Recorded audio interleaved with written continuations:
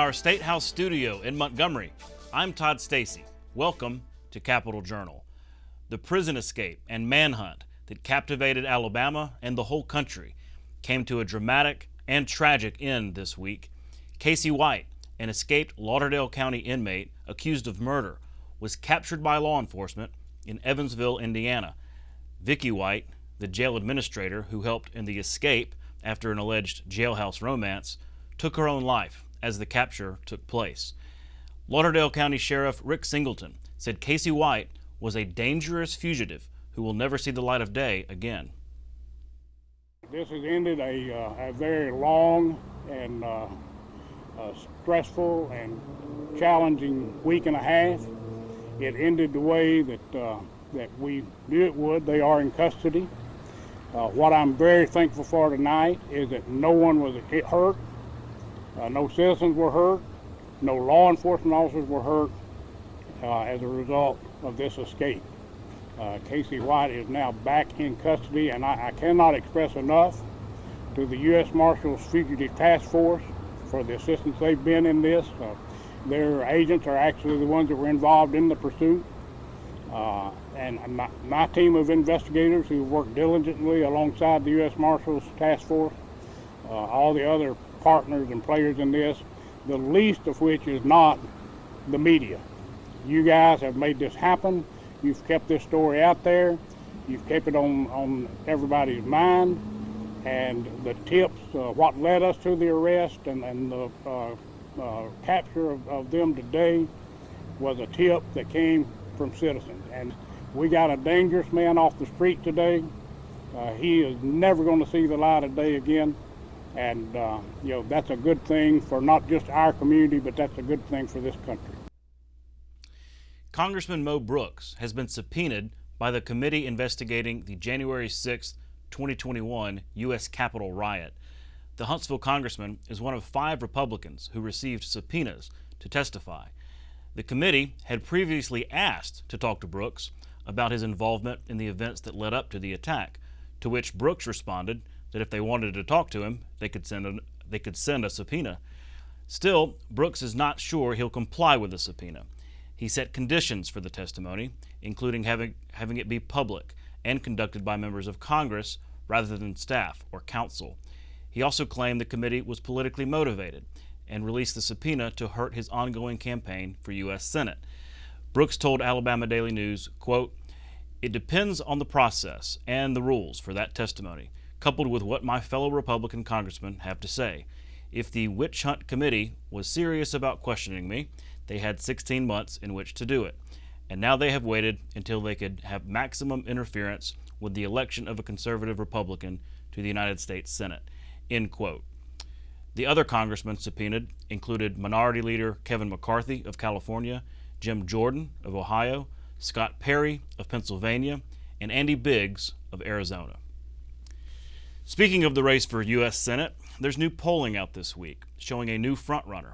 Katie Britt has surged into a commanding lead with less than 2 weeks to go until Election Day. That's according to a new Alabama Daily News Gray Television poll. Britt was the choice of 32% of likely Republican voters, which is up almost 4 points from the same poll taken in March. Meanwhile, Mike Durant, who had been the frontrunner as recently as a month ago, slipped 13 points to 21.4%. Mo Brooks climbed back into second place with 22.5%, up from 16% in March. And in the race for governor, incumbent Kay Ivey could be facing a runoff.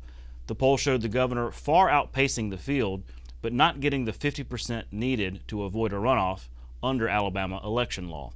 The poll showed Ivey was the choice of 40% of likely Republican voters, followed by Tim James at 18% and Lindy Blanchard at 14.5%. The State Board of Education has announced the 2022 Teacher of the Year for Alabama.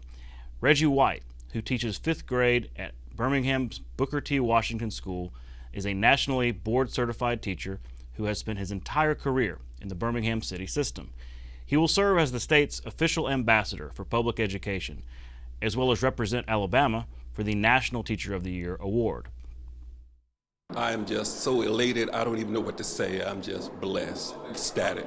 I'm so grateful for Birmingham City Schools, the teachers, the administrators, the students most of all, because they've supported me all the way. And at this particular time, they have really shown me just how much they love me, how much they appreciate me, and I love them just that much. It has been absolutely wonderful, and I hope to continue to make a difference in the lives of children. What was your inspiration day one walking into the classroom? Were you inspired by anything in particular, especially to be going this long? You know what? It's all about the children. I will do anything to make sure they are learning, to make sure they are growing, to make sure they understand that they could dream their biggest dreams and they can become anything that they want to become. And it's their eyes, and I just want to make their eyes light up, make their hearts light up, and let them know that they can become anything that they can dream of and just go after their dreams, absolutely.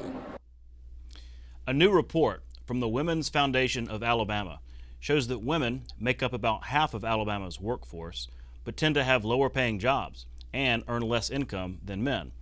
The report showed that women are 3 times as likely as men to have minimum wage jobs and, on average, earn 67 cents to every $1 men are paid. Pay disparities are even worse for women of color and exist even in high-paying professions. Researcher Alan Fryer and Foundation CEO Melanie Bridgeforth spoke about these issues on a virtual press conference this week. Now, the gender pay gap is basically the difference between what men earn and what women earn. And currently, women are just not paid equally for equal work. Women in Alabama earn on average 67 cents for every dollar earned by men. And the numbers are even worse for women of color. Black women earn 63 cents for every dollar earned by white men. Hispanic women earn just 56 cents earned by white men. And this pattern occurs across every level of education and in every occupation. We have championed and piloted and used our grant-making arm to actually partner with community college to provide wraparound support so that women have every barrier removed so that they can get from that classroom into an in-demand career, whether that's welding, IT, healthcare, all of the above. We've seen women literally go from being on public assistance and 12 weeks later making $60,000 a year as a welder. And so that is the type of transformation that we know can make a difference. Alabama's unemployment rate is at a record low, but many small businesses in Alabama can't find workers for available jobs. It's part of a changing economic landscape here and nationally. Capitol Journal's Randy Scott has the story. You can't grow or even maintain your business if you don't have those employees there with you every day. So I would tell anyone, if you want a job today, you can get a job today. Rosemary Elabash serves as the state director for the National Federation of Independent Business, an agency keeping track of Alabama small business progress. If you have a vibrant downtown, a vibrant Main Street, then your whole community benefits from that, because those locally owned businesses are the ones that sponsor the Little League team or the football program or the homecoming dance or whatever you've got in that community. It's small business owners that step up and help fund those and volunteer for those services to make those communities work. A key ingredient to get those small businesses busy, getting more employees. Just like big companies and the state, small businesses are also watching the job reports to see how Alabama's workforce is doing. They may be different, but they have one thing in common: a desire to see more people find more work. Every business owner that I speak with, they're looking for employees. And with Alabama at 2.9% in unemployment, which is the lowest in history, and the fewest number of people looking for jobs at about 66 or 65,000, then we're in desperate need. Keeping the big and small wheels of business turning in Alabama. If we've only got 65,000 people that are actively looking for work today, and we've got 67 counties, all of those people could be hired today or tomorrow. But we've just got to get them matched up and get them there. For Capitol Journal, I'm Randy Scott. NASA is on a mission to teach students about space. This week, NASA officials brought their Destination Station Learning Center to a Montgomery elementary school. Capital Journal's Karen Goldsmith has the story. The Destination Station is a NASA interactive exhibit designed to educate the public about the International Space Station. More than 500 K-5 students at Montgomery's Thelma Smiley Morris Elementary School explored the Learning Center. Their principal says the kids have been excited about the visit, which ties into their curriculum. At the lower level, just basic things, rockets, and they've got an opportunity to see some rocket lifts on YouTube. And in the upper grades, they're talking about careers that are in science. We have a robotics team. This is our first year for a robotics team. We spoke to 2 members of the robotics team. We got to build robots to drive it with our touchscreen computer so we can try to win the contest. So what are you hoping to learn today from the NASA exhibit? How to build more robots and how to become faster at building them. Here with Destination Station, we brought a couple of things. We have a lunar rock from 1972. We also have astronaut food here, and then for the first time ever, we have a portion of Robonaut 2's arm, and so it's actually his forearm and his hand. The NASA event coordinator also says, something that I try and push on to the students is mainly that you don't need to be an astronaut to be working at NASA. There's so many different disciplines that you can fit into. We have anything from daycare workers to event coordinators to graphic artists to environmental scientists. This learning experience was made possible by U.S. Representative Terry Sewell. Melinda Williams is her district director. We know that careers in STEM is important to the next generation, and starting as early as kindergarten and first grade on the elementary level gives them exposure. One thing that we always say in the 7th Congressional District is not that we lack ability, it's opportunity. I always say that exposure is the key. So just giving them the opportunity to expose them to this type of activity is huge. I want to go touch the moon. Great. And what about you? I just want to be a scientist, really. Getting that spark, that interest in early is really key to what our future holds. If we can't inspire the next generation, then what are we doing? For Capital Journal, I'm Karen Goldsmith. You can watch past episodes of Capital Journal online at video.aptv.org. Capital Journal episodes are also available on APTV's free mobile app. You can also connect with Capital Journal and link to past episodes on Capital Journal's Facebook page. And you can listen to past episodes of Capital Journal when you're driving or on the go with Capital Journal podcasts. Keep up with what's happening with Capital Journal.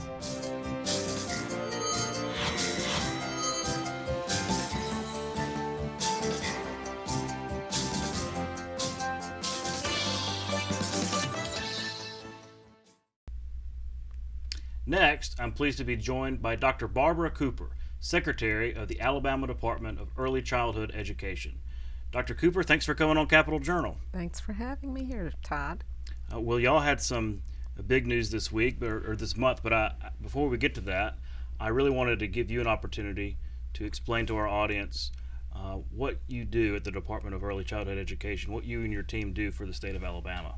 Yes, our department is charged with ensuring that we are providing comprehensive systems of support for our youngest learners, birth through age 8, for the state of Alabama. So we have programs that support birth through 3 classrooms, early foundations classrooms, where we know children are getting their earliest start as infants and toddlers, and so we support those teachers through our foundations classrooms, as well as working with DHR to provide quality rating improvement systems in those early care classrooms. We also are well known for our first class pre-K program, where we support over 24,000 students, and next year will actually be closer to 27,000 students with getting that high quality learning that we know absolutely makes a difference for children. And so our goal is to eventually support at least 70% of the 4-year-olds in Alabama through this high quality first class pre-K program. We also have first teacher home visiting. We know that parents are their teachers, are their child's first teacher.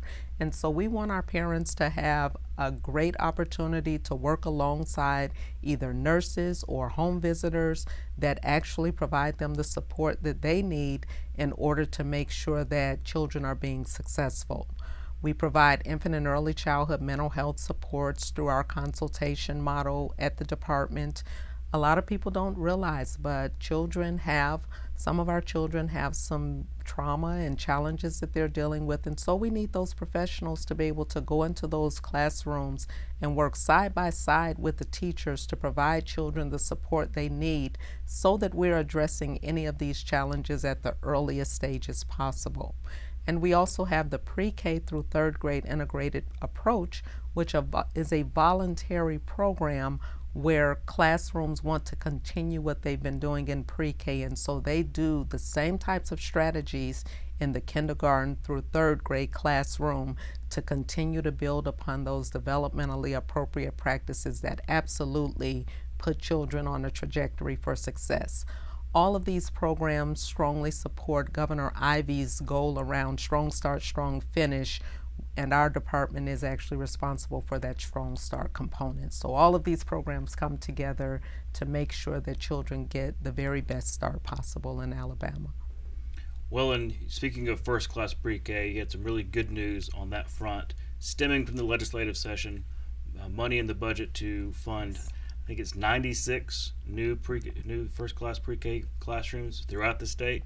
Yes. That seems like a pretty big increase. That's a very big increase. So with a little bit over $22 million, we will be able to provide 96 additional classrooms, which is roughly over 1,700 additional students, children with an opportunity to participate in first class pre-K classrooms. This was actually the first round of funding. We anticipate being able to provide up to 125 classrooms for this year. So we're excited and constantly looking at that budget to make sure we're being as diligent as possible to get that access up as much as we can during this upcoming school year. I know that, I'm not sure about pre-K, but I know that in the higher grades, there's been a lot of talk about finding teachers, and in fact, some have called it a teacher shortage. Yes. In many ways. So when it comes to expansion, are y'all able to find the teachers necessary to fill those roles? I think part of the beauty of our program is we have been able to expand incrementally in Alabama. So we're constantly working alongside higher ed, working alongside our child care programs to get teachers through the CDA program so they can become auxiliary teachers, and of course working towards making sure we have the number of lead teachers that are necessary to fill those classrooms. It's an ongoing effort. We've had to provide some waivers in our classrooms for teachers who don't quite have all of the credentials but are working towards those credentials, so most of them can be fully qualified within a year of working on those waivers. But it's definitely something that we have to continue to stay on top of and be very diligent in our efforts so we don't just add classrooms and not have the necessary staff to fill those classrooms. And when you think about our pre-K classrooms, we're adding 2 teachers. So for each one of those 96 classrooms, we're adding both a lead teacher as well as an auxiliary teacher to keep those class ratios down. Well, my mom was a early childhood education teacher, still is, and so I know there's a passion there a lot of times when it comes to that. And what's really striking is that you look back at, like you mentioned, incremental growth that really everybody's been on board with in terms of funding and everything. But for 16 years now, you've been able to retain the highest quality in the country. What do you, and that's across governors, this is across at least 3 governors. Yes. It's across multiple administrations in terms of the secretary. So how have y'all been able to do that? Well, Todd, when you really put forth effort into creating a vision and creating a plan, you're able to maintain this. And this is what has happened in Alabama. The Business Council of Alabama, our political leaders, our educators, partnerships, Alabama School Readiness Alliance, Alabama Partnership for Children, all of these groups came together in the early 2000s and they created a plan for Alabama.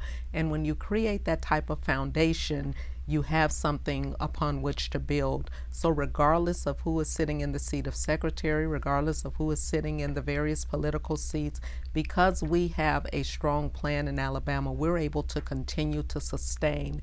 And I think most importantly, because we do have those benchmarks of quality. We talk about what enabling environments look like around political will. We talk about the policies that are necessary so that we have small class size ratios and teachers have credentials, as well as those strong program practices. Because all of those pieces are in place and because we don't move away from those and we're very intentional, we're able to annually take a look at what NEAR requires and ensure that Alabama is meeting and exceeding those expectations, because we go beyond what NEAR has established. Their ratios is 2 to 22, 2 teachers for 22 children. We actually have 2 teachers for 18 children. So there are places where we even go above and beyond what NEAR has expected with regard to what high quality means. So having that foundation is what has allowed Alabama to continue to sustain regardless to who is sitting in the various seats. During the legislative session, we heard a lot of talk on the education front about getting started. They've passed the Literacy Act a couple years ago. They've now passed the Numeracy Act, so they're clearly trying to target the younger students in the younger grades, understanding that that's where you get them, right? That's where you have to really establish these learning trends.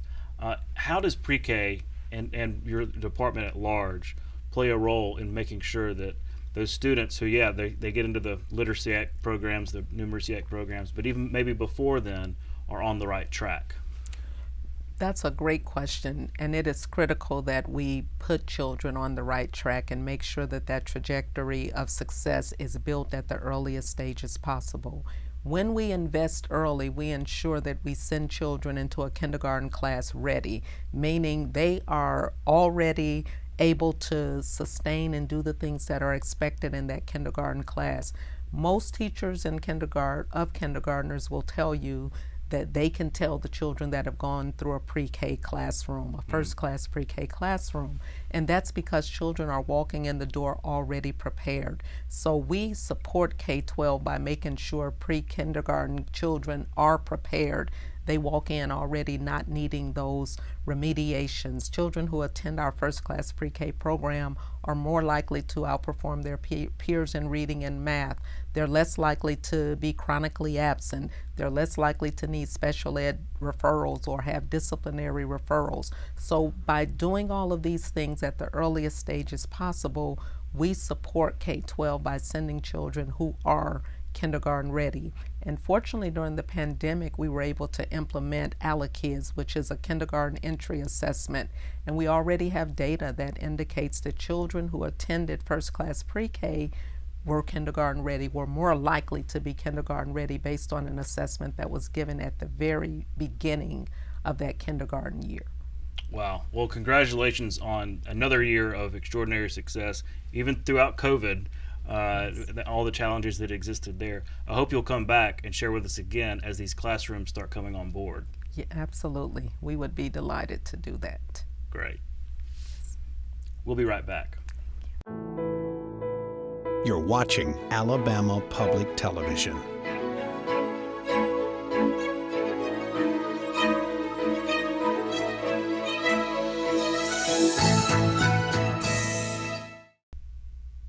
Next, I'm pleased to be joined by Mark Colson, President and CEO of the Alabama Trucking Association. Mark, thanks for coming on Capital Journal. Thanks for having me, Todd. Could you tell our audience a little more about your organization and what you do? Well, there's 110,000 working Alabamians that work in the trucking industry in our state. That's 1 in 14, 1 in 15 jobs. There's about 30,000 plus trucking companies. So the Alabama Trucking Association has been around for 50 plus years, providing safety training. Safety is number one in our industry. We advocate at the state and federal levels. And we're one of the most highly regulated industries in the state. Most of those regulations come from various agencies at the federal level, specifically the Federal Motor Carrier Safety Administration, which is a function of the DOT, the Department of Transportation. And so we have lots of advocacy in those regulatory environments. But we're just proud to serve the trucking industry, and one of the things we're doing these days is just telling the great stories of the job opportunities that exist throughout our state. You know, it's been 2 years since the COVID-19 pandemic began, but I think back to those early days of the pandemic, and the trucking industry was really thrust into the spotlight. Yeah. I mean, it really came front and center. So much of the economy had shut down, and yet the truckers were delivering. Kind of a proud moment in many ways for the trucking industry, but maybe challenging too. Tell me more about what your members experienced during the pandemic. Yeah, everybody remembers that time, and truckers never stopped. I mean, one of the sayings I developed in that season of life was, you know, crisis or Christmas, truckers are going to deliver the goods, and we did. I mean, when store shelves were emptied, they got restocked because we delivered those goods. We then did face a number of challenges, and I was really proud of the men and women in our industry for stepping up and doing their jobs even in the face of uncertainty. And that is what we do when a hurricane hits. We're first responders. We deliver those goods to those crisis zones. This one was unique because it wasn't like it was domiciled to a specific region of the country. This was a worldwide crisis, and so a countrywide crisis. So we had to respond to, you know, all 50 states, at least, you know, in this country. And it was a challenging time, but it created an opportunity as well to tell our story, because one of the hardest things we have in our industry, I think one of our greatest barriers, is addressing what I think is one of the hardest things to do in this life, and that's changing someone's perception. When someone perceives what the trucking industry is or what a trucker is, you know, sometimes they might have a misguided perception, and it provided an opportunity for us to showcase what the men and women in this industry do every day. More recently, you had the vaccine mandate situation, which I know that your national organization played a part in challenging all the way to the Supreme Court. We did, and we saw what those protests that happened in Canada, where truckers protested the cross-border vaccine mandate and the vaccine mandates there. Well, we didn't have that problem in this country because a case made its way up to the U.S. Supreme Court with the vaccine mandate on employers of 100 or more employees, and our industry, the trucking industry, was the lead plaintiff, a lead plaintiff in that case that was struck down by the Supreme Court. So therefore, we didn't have that challenge. Very proud of the leadership we played. It wasn't about whether you're pro-vaccine or anti-vaccine. It was about a regulation that makes sense. We're trying to put people back to work. We're trying to provide the goods for this country. And the way that rule was written was going to just be really detrimental to the economy. Well, we're now seeing a double whammy with, you know, the supply chain issues and also the worst inflation in 40 years. How does that impact your industry specifically? Well, you know, gas prices being as high as they are is maybe a triple whammy. Yeah, maybe not a double whammy, a triple whammy. So, I mean, the consequences we're paying today of the supply chain, you know, challenges, and they're diverse and they're worldwide, are results of various factors. One of which is how we shut down the world's economy. You know, from back in 2020, we're still dealing with pent-up demand from that time, and workforce shortages across the board in every industry that there is. And now we're facing record high inflation. America, I think, is up to 8% now, which is leading the world in inflation, and gas prices being as high as they are only add to that. So that uncertainty isn't great for economic activity, but right now I would say the bright spot is the demand remains super strong throughout the supply chain, even where there's challenges. So, you know, costs are just going to continue to rise until that demand, you know, curves off. But the trucking industry has. We've you know, people in our workforce. This is a fact that maybe a lot of your viewers don't know. In America, in 2021, 47 million working Americans voluntarily left their job. That's the mass exodus that you hear economists talk about. 11 million of those were in the transportation and logistics business. So that's what everybody's facing.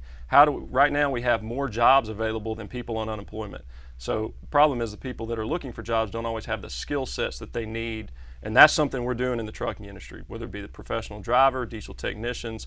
We really want to showcase people those career opportunities, and I know we're going to get to talk about that a little bit. Well, and I wanted to specifically talk about gas prices because, you know, I just know about it from a consumer, regular commuter drive. I filled up my truck yesterday, and yeah, there was big time sticker shock, but I don't drive a big rig. Well, think about if it cost you $1,000 to fill it up. Well, yeah, that's what I was going to ask. I mean, so I just assume, because diesel's up too, I just assume that it creates a huge problem for your industry in terms of prices and how deliveries work. Well, right, and many of those costs are going to get passed on to the customer and to the end consumer, and that takes time. But just like those that I say live in poverty, or those with the lowest amount of income, individuals, They're the ones hit hardest by inflation, by increasing cost of groceries and fuel. The same goes for the trucking industry. Our small businesses, we got 97% of trucking companies are small businesses. And the smaller the trucking company, the harder they're hit by those inflationary pressures like high gas prices. Same goes for owner-operators, those that own their own truck and operate on their own. Those are the individuals that and companies that are hit the hardest when we see these high prices. So if I'm delivering eggs from state to state, and my transportation costs double, well then that means I'm going to have to charge you double or more for that delivery. Meaning the grocery store is going to charge double or what have you. It just keeps getting passed on. It's not always dollar for dollar, but it certainly is going to, and it has. I mean, people have experienced that at the grocery store, at the fuel pump. I mean, you're seeing the cost of all goods and services is rise. So, well, you mentioned the workforce issue because we talk about it a lot on this program. This economy is kind of a paradox. You've got the lowest unemployment in history, at least here in Alabama, but we also have across industries, many businesses are just having a hard time finding workers for these available jobs. You talked about this mass exodus. So how does that impact your industry? I mean, are there available jobs? Are y'all trying to fill them? And what role do you play from the association in helping that along? Todd, is something that I'm really excited about. We're at a really tough time, but I think the future's bright when it comes to workforce development in our state for various industries and especially for trucking. I would say historically in the trucking industry, we've not done everything we probably could be doing to advocate for how to build our future workforce. That has changed. Recently, we launched our career campaign called Careers in High Gear, and what it simply does is it tells the stories of the existing men and women who work in our industry, showcases them to really two groups of people. The career changer, most people don't know, the average age of an entry-level driver in America and Alabama is 38 years old. So for 20 years, someone finally went to job and ultimately decided to look at the professional driver career as an opportunity. We've got to drive that down. But there are adults who are career changers. We also have students who have traditionally not had access to enter the trucking industry. We now, because the legislature passed a bill and the governor signed it in 2019, 18 to 20-year-olds can earn their commercial driver's license and drive within state lines if they meet certain safety requirements. So telling those stories is important, and that's something that I believe we can do. We have a great partnership with the community college system. We recently worked with their innovation center under Chancellor Jimmy Baker, support from the governor and the legislature to develop a new commercial driver's license training curriculum that will streamline how people get there and make more efficient how people get their Class A CDL. That's what you need to drive a big rig.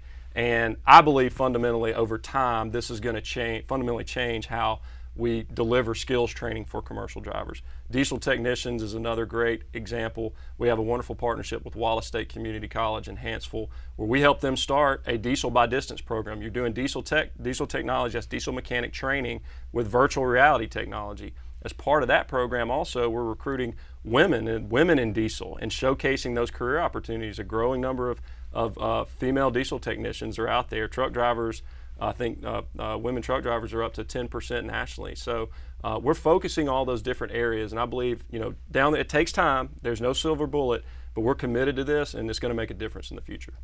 Well, I have noticed whenever y'all do your announcements of Trucker of the Year or whatever, it's not just truck drivers. You have logistics professionals and managers and things like that. So it's more than just the person behind the wheel. The career opportunities in our industry are diverse. I mean, you can be a lawyer or an accountant and still work in the trucking industry. Like I said, we have 110,000 people in this state that work in our industry. Nearly 30,000+ of those are professional drivers. Drivers and diesel techs are the two job sectors that we're focused on the most. But yeah, fleet managers, dispatchers, warehouse professionals. I mean, these are all really good job opportunities that pay really well. We've got to get people the skills training they need. You mentioned different classes of, certifications, licenses. So it's not all just the big rigs you see on the road. There are smaller trucks and smaller training and classifications for those licenses. I think that's part of that perception and education process when we tell those stories. It may be that someone gets their commercial driver's license and drives for a local municipality, drives for the construction industry.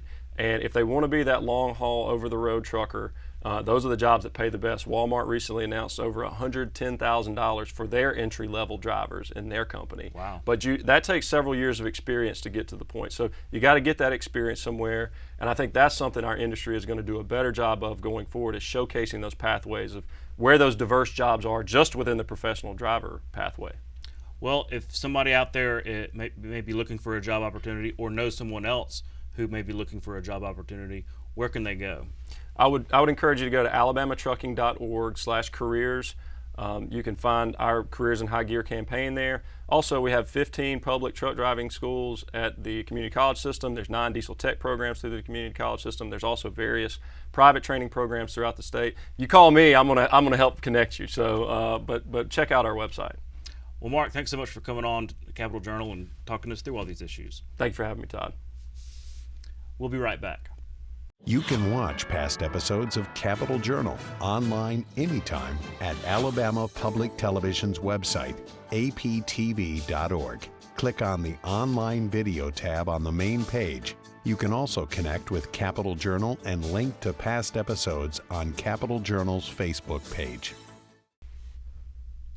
Next, I'm pleased to be joined by Michael Allen, Managing Director for Beacon Global Strategies. Michael, thanks for coming on Capital Journal. Thank you for having me. You've had a lot of roles over the years in Congress, in the executive branch, mostly dealing with national security at some pretty high levels. But why don't you tell our audience more about you, your career, and your background? Well, thanks for asking, and thanks for having me on the show. I was always into politics. I am from Mobile, and my mom encouraged me to sort of pay attention to foreign affairs around the time of the Tiananmen Square massacre, and I was hooked ever since then. And after college, and again after going to Alabama Law School, I wanted to work in Washington. I worked for Alabama's Senator Jeff Sessions for a time, but my big break was when I got a volunteer gig on the Bush-Cheney transition team in 2001, which led to a job at the White House, where I stayed for over 7 years. And then later I went up to the Congress and was the majority staff director of the House Intelligence Committee. So it's been really, really interesting way to serve your country, and it's been a fascinating experience, and I've really just had the honor of working in this field. Well, we appreciate you coming and sharing some of your national security expertise. We are mostly a state news program, but it's a breath of fresh air to be able to talk about national and international events, especially with everything that's going on. But I know that you're in town also to speak to Maxwell Air Force Base, or to an event out there. What's this all about? Well, Maxwell Air Force Base, of course, is one of the leading places in the United States where we educate our officers. The officers in the Air Force, Navy, Army, etc. need to understand where we stand as a country in a period of geopolitical risk, where we have a rising China and a resurgent Russia that's trying to make trouble all over Europe. And so I really just am going to go by there, hope to learn from them, hear what's on their mind, and then maybe give them a view of how some of these issues look from Washington, D.C. Well, let's talk about Russia and its invasion of Ukraine. It's obviously a devastating war, and it has come at great cost to Ukraine especially. But it hasn't been a victory for Russia, right? We're seeing it play out on TV. Ukrainians have defended their country valiantly. So my question is, from a geopolitical standpoint, how could Vladimir Putin have miscalculated this so badly on his judgment of how easy it would be to take over Ukraine? Well, it's a great question. I think some of it is just the nature of an autocratic regime. We've always heard this. No one wants to be the one to tell the boss that the army isn't up to snuff, or things aren't as well organized as expected, or that the corruption endemic in different parts of the military has a real effect on logistics or any of these basic nuts and bolts that seem to work. But also, I think there's a fundamental arrogance from Vladimir Putin. From all of his speeches, he doesn't see the Ukrainians necessarily as a distinct country. He sees them as part of Russia. He cites a lot of crazy history, frankly, where they were merged, so to speak, 200 years ago, and believes that Russia still has the right to dominate Ukraine. He saw them as inferior. So he rolled in there, and he was summarily sort of whipped by the Ukrainians. And I think it just sort of helps us with the adage of, if you are motivated to defend your own land, you probably have the advantage over an unmotivated force that might have more equipment and more capability. So it's really just been a fascinating war to watch so far. How does this end? You know, we've obviously been inspired by the Ukrainian resistance, but I'm thinking, you know, if Putin is embarrassed and defeated, that could be a more dangerous Putin, if, you know, given some of these options. So if he actually holds on to control in Russia, how does this necessarily end? Well, it's a really interesting question here because, as you mentioned, the Ukrainians are doing so well, and President Zelensky is very, very popular. And he's been starting to lay out some of the elements of what Ukraine needs in order to reach a peace agreement with Vladimir Putin. One of the things he thinks he needs is to push the Russians back to the border of where they were before they invaded this time here on February 24th of 2022. Of course, your viewers are aware he also invaded in 2014, and fighting went on into 2015 as well. But that's a big ask, and that would require a lot of blood and material from the West, and of course Ukrainian blood, to push the Russians, especially out of down south where they have had some success. And so it's hard to see how the Ukrainians will be able to retake all of that land and push the Russians back. It's even harder to see why the Russians would give up that land in the context of a peace agreement. And we're also just in a period where I think, as you mentioned, Putin's embarrassed. He's been embarrassed in front of the whole world. His military was whipped trying to do a blitzkrieg raid into Kyiv. The second phase of the war was this siege outside the capital and other major cities. It failed spectacularly as well. And the third phase of the war, primarily in the eastern part of the country, is not going well either. So I don't see an incentive now for Putin to want to sue for peace. And as I mentioned, Zelensky's riding high and has high asks of the Russians, and I don't see him either feeling like he needs to settle in the short to medium term. You know, in the last 10 years or so, we've watched as Russia has not been afraid to unleash cyber attacks on the United States, on our allies, some that were pretty devastating, even here in Alabama. Why aren't we seeing more of that right now? Are they happening less? Are we better at defending? What's going on? So this is being hotly debated right now, and there's a lot of informed sort of judgments going into it. I'd say sort of in the open press, people have said, hey, you know what, the Russians are too overwhelmed, or they're in a kinetic war now, so they're not using cyber attacks as part of their invasion force. But I think the story is more interesting than that. I think it's that the Russians are trying, but that the National Security Agency, which is also Cyber Command based up in Maryland, just outside of Washington, they're charged with defending the nation, and in this case, helping to defend Ukraine from cyber attacks. I think we're getting better. I think we're on the networks abroad where we're able to see what the Russians' intentions are, and I think we're able to thwart them before they hit critical infrastructure in the United States or in Ukraine. So this is fascinating, very technical, but it's something really to be proud of that our country has been able to figure this out and keep the Russians at bay. Oh, yeah, let's hope so. Let me ask you about China, the other big geopolitical gorilla in the room. There are some who believe or are concerned about China invading Taiwan the same way that Russia invaded Ukraine on these kind of false flag pretenses. How likely is that after what we've seen in Ukraine? Well, the Chinese definitely want to subjugate Taiwan and bring it more formally into China. One China, all that. Exactly. And they resent any movement toward them seeming like their own country. By the way, I think they would invade automatically if Taiwan were to declare independence, which is why I think you won't see Taiwan declare independence. I see. But on the other side, I think the Chinese would hope to incorporate Taiwan silently into China through sort of economic coercion and putting more people over there, bribes, et cetera, just like they did with Hong Kong. There are major differences between the two, but it's a guide.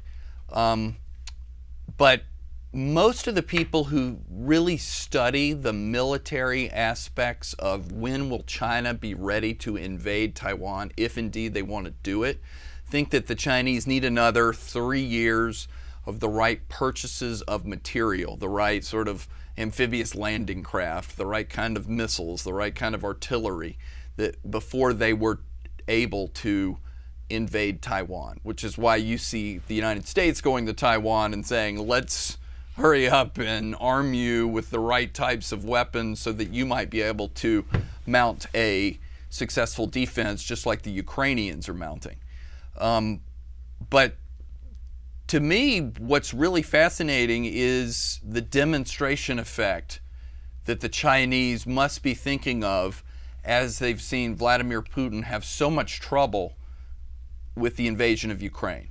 So if Xi Jinping is thinking about invading Taiwan anytime soon, he's looking over into Europe and he's seeing not a divided West, an absolutely united West, from Japan to Europe, through the United States and Canada, on sanctions, on political support, and for arming the Ukrainians to the teeth.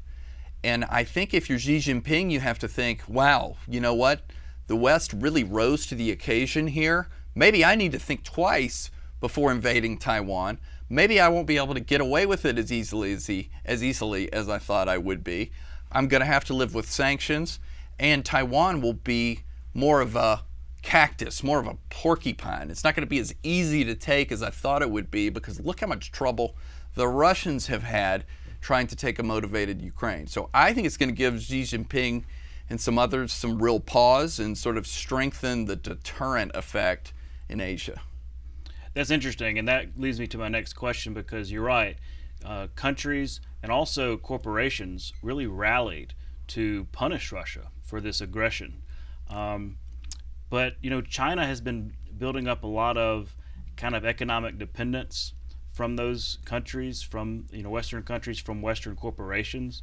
And so I'm curious if you think, okay, if the same situation occurred, would those same countries, same corporations be as willing to punish China given those economic dependencies? So you're on it. I mean, this is what, when I and others make this demonstration effect argument, people will say to me, well, Michael, it's different with China because China is interlocked with the Western economy in a way that Russia isn't. Russia's a unidimensional gas and minerals economy, whereas China is high-tech manufacturing and has its tentacles all over the world.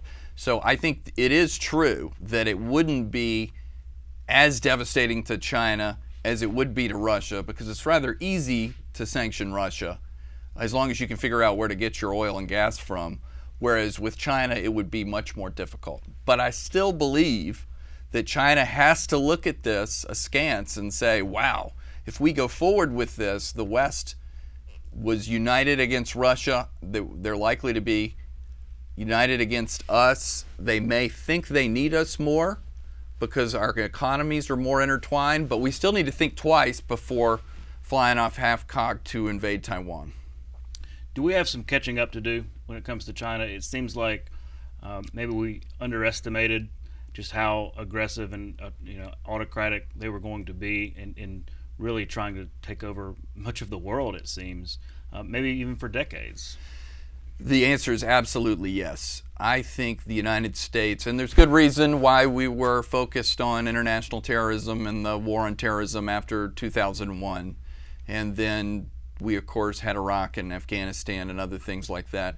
But China was biding its time and hiding its capabilities and redeveloping its outlook on the world. As we've come to understand, Xi Jinping, the leader of China, is incredibly aggressive. He's a huge risk taker. He's ruthless. He is absolutely intent on making China the sole superpower in the world. He believes that the United States is in crisis, in decline, and he's believed that since the financial crisis of 2008. He thinks we've hit peak capitalism. He thinks we handled the pandemic poorly. He thinks the election of Donald Trump is a sign of rampant populism that shows a decay in our political system. So he believes that we are rotting and that now is his time to first perhaps kick us out of the South China Sea through an invasion of Taiwan, but then to steadily push the United States and our allies out of Asia so that he can begin to exercise his muscle throughout the world. So we've got to watch this closely because, by the way, it's not like the Cold War. Again, the Soviet Union had no economy.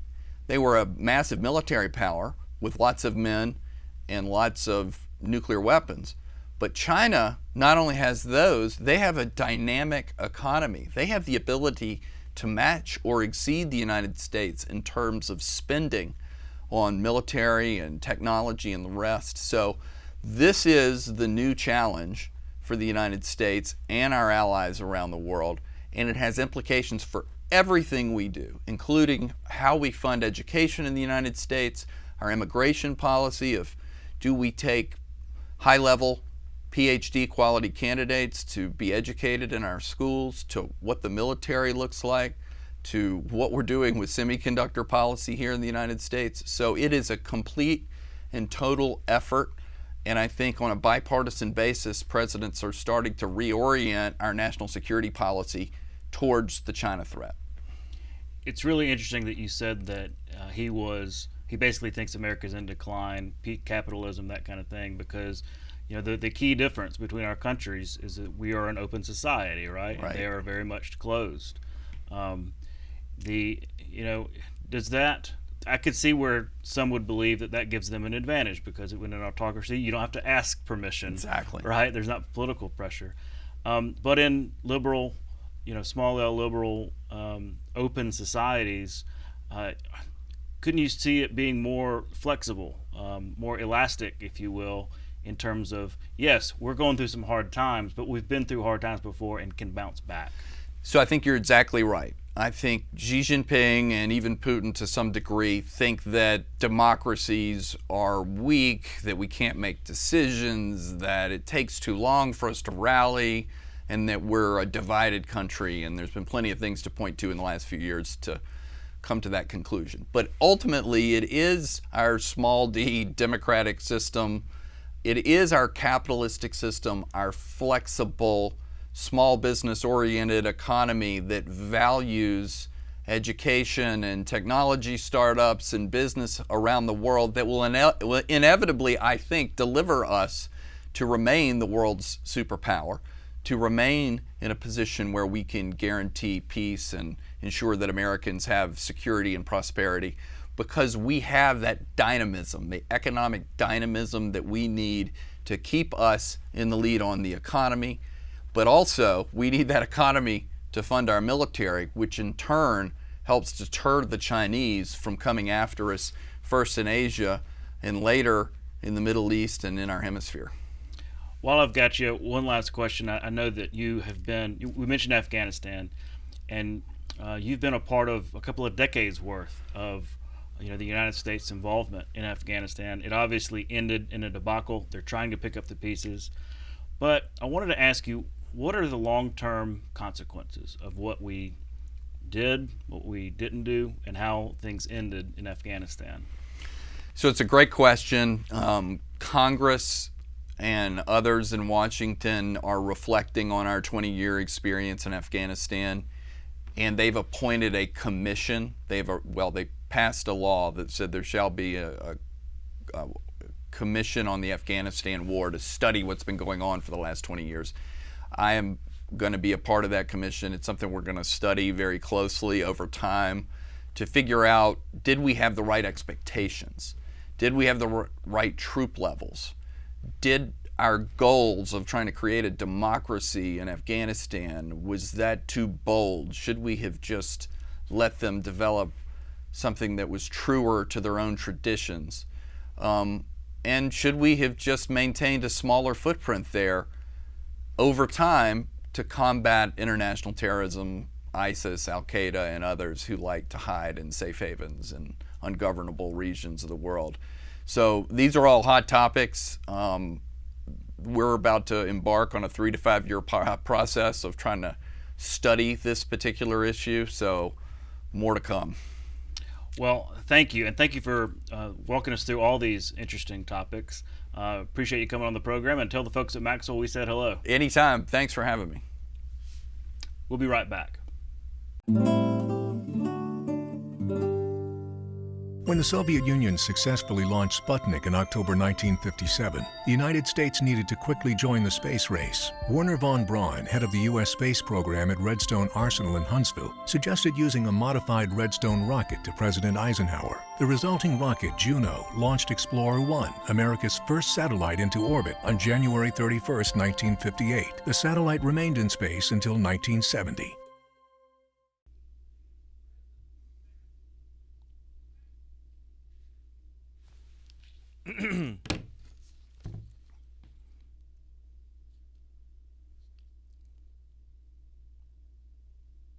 That's our show for tonight. Thanks for joining us. We'll be back next Friday night at 7:30 right here on Alabama Public Television. For our Capitol Journal team, I'm Todd Stacy. We'll see you next time.